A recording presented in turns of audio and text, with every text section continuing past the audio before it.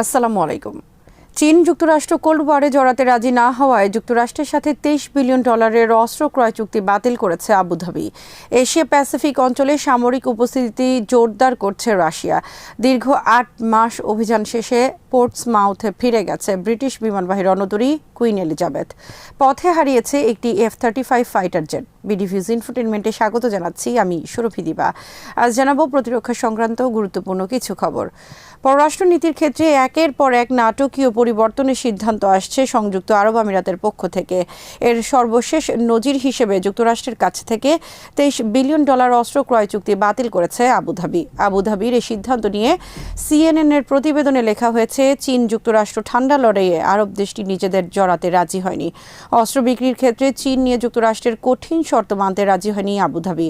যুক্তরাষ্ট্র শর্ত দিয়েছিল চীনের হুয়াওয়ে অথবা যুক্তরাষ্ট্রের F-35 এর যে কোনো একটি বেছে নিতে হবে আবুধাবিকে, কিন্তু আবুধাবি প্রত্যাখ্যান করেছে যুক্তরাষ্ট্রের এই শর্ত। আবুধাবির এই সিদ্ধান্তে বিস্মিত যুক্তরাষ্ট্র।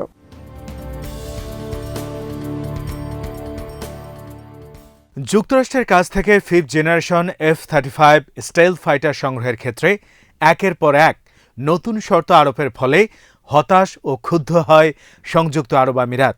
সম্প্রতি চীনের সাথে সম্পর্ক বিষয়েও ব্যাপক খবরদারি আর বিধিনিষেধ আরোপ করতে থাকে যুক্তরাষ্ট্র।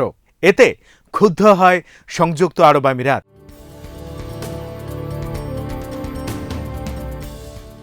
ইসরায়েলের প্রধানমন্ত্রী নাফতালি বেনেটের আবুধাবি সফরের মাত্র একদিনের মাথায় যুক্তরাষ্ট্রের সাথে অস্ত্র ক্রয় চুক্তি বাতিলের সিদ্ধান্তকে তাৎপর্যপূর্ণ হিসেবে দেখা হচ্ছে।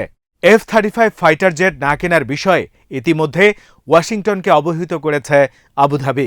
চুক্তি বাতিলের পক্ষে অন্যতম কারণ হিসেবে দেখানো হয়েছে F-35 অপারেশনের ক্ষেত্রে যুক্তরাষ্ট্রের কঠোর শর্ত আরোপ।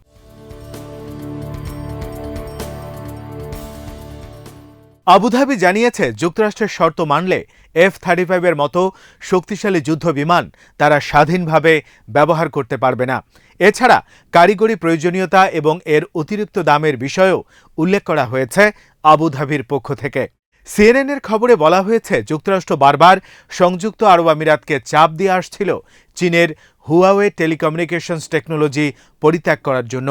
এটাকে যুক্তরাষ্ট্র তাদের অস্ত্রের নিরাপত্তার জন্য হুমকি হিসেবে আখ্যায়িত করেছে। সংযুক্ত আরব আমিরাতকে হুয়াওয়ে অথবা F-35 এর যে কোনো একটি বেছে নিতে বলা হয়েছিল।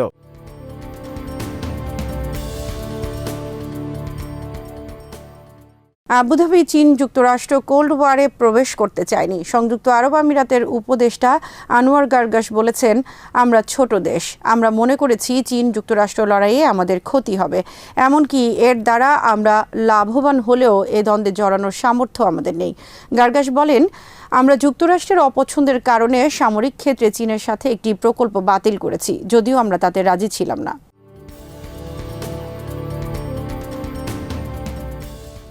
আবুধাবির এ চুক্তি বাতিলের ফলে হতাশ ওয়াশিংটন।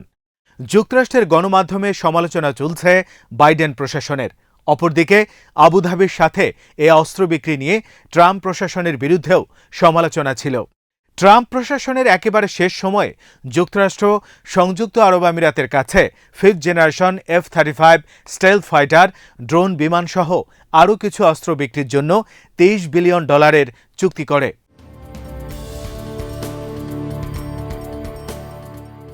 বাইডেন প্রশাসন ক্ষমতা আসার পর আলোচিত এ চুক্তি স্থগিত করে দেয়। চুক্তি স্থগিত করার কারণ হিসেবে বলা হয়, তড়িঘড়ি এ চুক্তির ক্ষেত্রে কোনো অনিয়ম হয়েছে কিনা তা যাচাই করা হবে। এছাড়া সংযুক্ত আরব আমিরাত ইয়েমেন যুদ্ধে জড়িত থাকার কারণে F-35 বিমান ব্যবহারের ক্ষেত্রে আবুধাবির উপর কঠিন শর্ত আরোপ করে যুক্তরাষ্ট্র। নতুন শর্ত বিষয়ে আবুধাবি জানায়, বসিয়ে রাখার জন্য তারা $1 বিলিয়ন খরচ করে F-35 বিমান কিনবে না।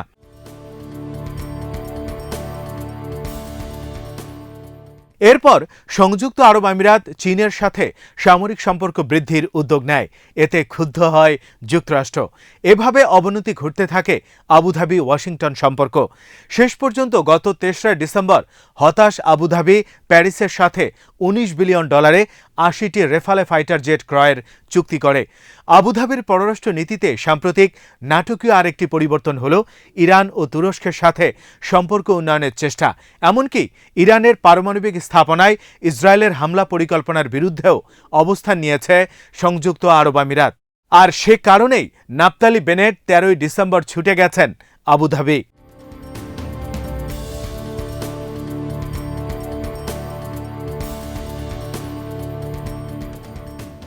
দীর্ঘ ৮ মাস অপারেশন শেষে ব্রিটিশ বিমানবাহী রণতরী কুইন এলিজাবেথ ফিরেছে পোর্টসমাউথ ঘাঁটিতে। এখান থেকেই গত মে মাসে প্রথমবারের মতো অভিযানে বের হয় কুইন এলিজাবেথ। দীর্ঘ অপারেশনে খোয়া গেছে $100 মিলিয়ন মূল্যমান একটি F-35 ফাইটার জেট।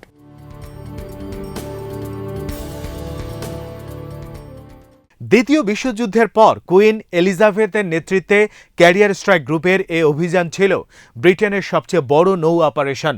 ভারতের নৌশক্তির গৌরব পুনরায় ফিরিয়ে আনার লক্ষ্য নিয়ে প্রধানমন্ত্রী বরিস জনসনের নির্দেশে এ অভিযান পরিচালনা করে ব্রিটেন। এ অভিযানের মাধ্যমে ব্রিটেন প্রকাশ্যে এশিয়া প্যাসিফিক ঘিরে যুক্তরাষ্ট্র চীন বিরোধে যুক্তরাষ্ট্রের পক্ষে অবস্থান নেয়।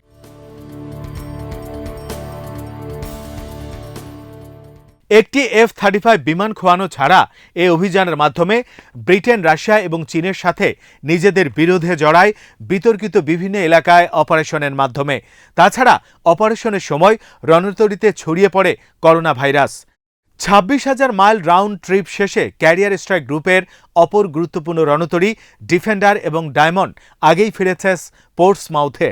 ক্রিসমাসের আগে 9 ডিসেম্বর যখন বিমানবাহী রণতরী কুইন এলিজাবেথ পোর্টসমাউথ ঘাঁটিতে পৌঁছায় তখন নাবিকদের পরিবার ও স্থানীয় জনসাধারণ তাদের স্বাগত জানায়। ব্রিটিশ ফ্ল্যাগশিপ রণতরী কুইন এলিজাবেথের সর্বশেষ গন্তব্য ছিল বিতর্কিত দক্ষিণ চীন সাগরে।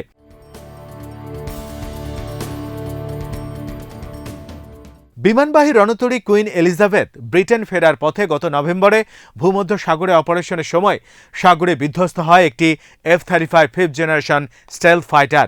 দীর্ঘ ৮ মাসের অভিযানে রণতরী কুইন এলিজাবেথে যাত্রা করে ৩,৭০০ নাবিক।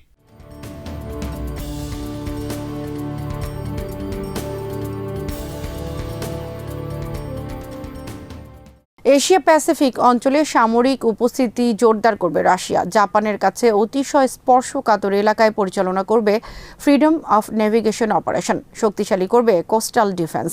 এশিয়া প্যাসিফিক অঞ্চলে সামরিক উপস্থিতি জোরদারের লক্ষ্যে রাশিয়া উদ্যোগ নিয়েছে আসিয়ানের সাথে সম্পর্ক বৃদ্ধির। প্রথম আসিয়ান রাশিয়ান নৌ মহড়া শুরু হয় 1 ডিসেম্বর সুমাত্রা উপকূল থেকে দূরবর্তী সাগরে। এই মহড়ায় রাশিয়ার সাথে অংশ নেয় Indonesia, Singapore, Malaysia, Thailand, Myanmar, Vietnam এবং ব্রুনেই। 3 দিনের এ মহড়ায় আসিয়ানের অন্যান্য দেশের প্রতিনিধি উপস্থিত ছিল পর্যবেক্ষক হিসেবে।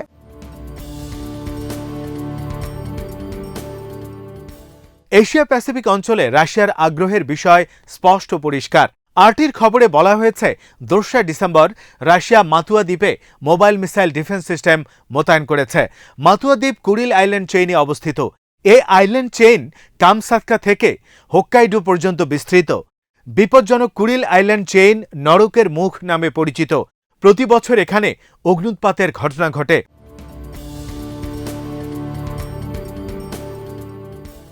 দ্বিতীয় বিশ্বযুদ্ধের সময় জাপান মাতুয়া দ্বীপে ঘাঁটি নির্মাণ করে। যুক্তরাষ্ট্র বোমা বর্ষণ করে শেষ ঘাঁটি ধ্বংস করে দেয়।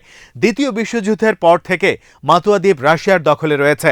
এশিয়া প্যাসিফিক অঞ্চলে সামরিক উপস্থিতি জোরদার করার লক্ষ্যে ইতিমধ্যে রাশিয়ান নেভি ব্যাপক তৎপর রয়েছে। অক্টোবরের 14 থেকে 17 তারিখ পর্যন্ত জাপান সাগরে চীন রাশিয়া যৌথ মহড়ার আয়োজন করে।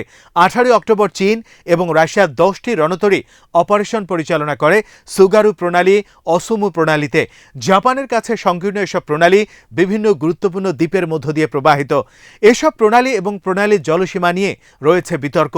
অসুমি প্রণালী এলাকায় রয়েছে জাপানের স্পেস লঞ্চ স্থাপনা। জাপানের ডেপুটি চিফ ক্যাবিনেট সেক্রেটারি ইয়াহিশিকো বলেছেন, আমরা আমাদের চারপাশে চীন ও রাশিয়ার গতিবিধি আগ্রহের সাথে পর্যবেক্ষণ করছি।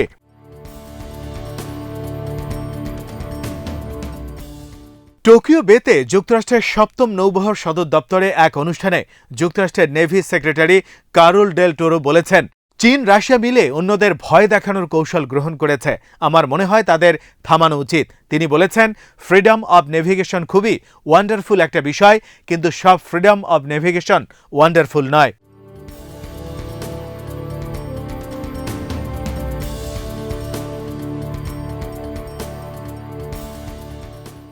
আজ এখানেই শেষ করছি। সমরাষ্ট্র প্রতিরক্ষা কূটনীতির নানা তথ্য জানতে চোখ রাখুন বিডি ভিউজ ইনফোটেইনমেন্টে। চ্যানেলটি ভালো লাগলে সাবস্ক্রাইব করুন, সংযুক্ত থাকুন আমাদের ফেসবুক পেজে। আল্লাহ হাফেজ।